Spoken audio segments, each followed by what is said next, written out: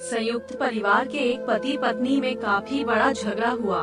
यह झगड़ा उन छोटे मोटे झगड़ों से ज्यादा गंभीर था जो हर पति पत्नी में सामान्यतः होता है, क्योंकि इस झगड़े में एक दूसरे की आलोचना करते करते बात इतनी बिगड़ गई थी कि पति पत्नी एक दूसरे से अब तलाक मांगने तक बातें करने लगे थे।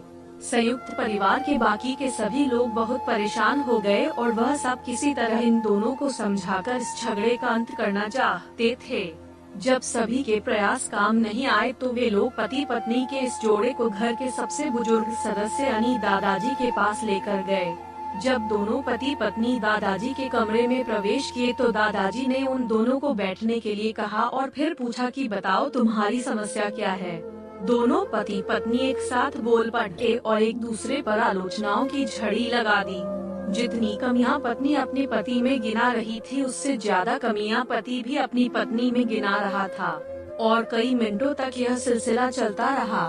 दादाजी ने भी इन दोनों को नहीं रोका और इनको अपना अपना गुस्सा एक दूसरे पर उतारने दिया। आखिर में जब दोनों एक दूसरे की बुराइयां करके थक गए और शांत हो गए तब दादाजी ने उन दोनों से कहा अब दोनों एक दूसरे की कुछ अच्छाइयां बताओ। जब अच्छाई बताने का समय आया तब दोनों ही पति और पत्नी एकदम से चुप हो गए।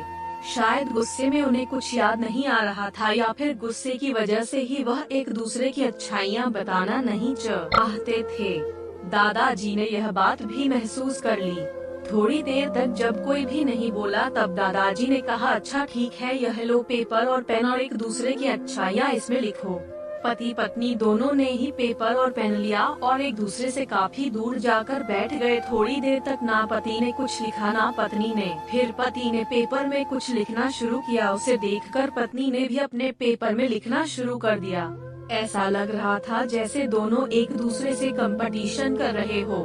काफी समय तक दोनों ने पेपर में लिखा और जब पेपर लिखावट से भर गया तब दोनों ही अपना अपना पेपर लेकर दादाजी के पास उन्हें देने के लिए गए। दादाजी ने उन दोनों के ही पेपर लेने से मना कर दिया और कहा कि अपने अपने पेपर एक दूसरे को दे दो और अब एक दूसरे के पेपर पढ़ो।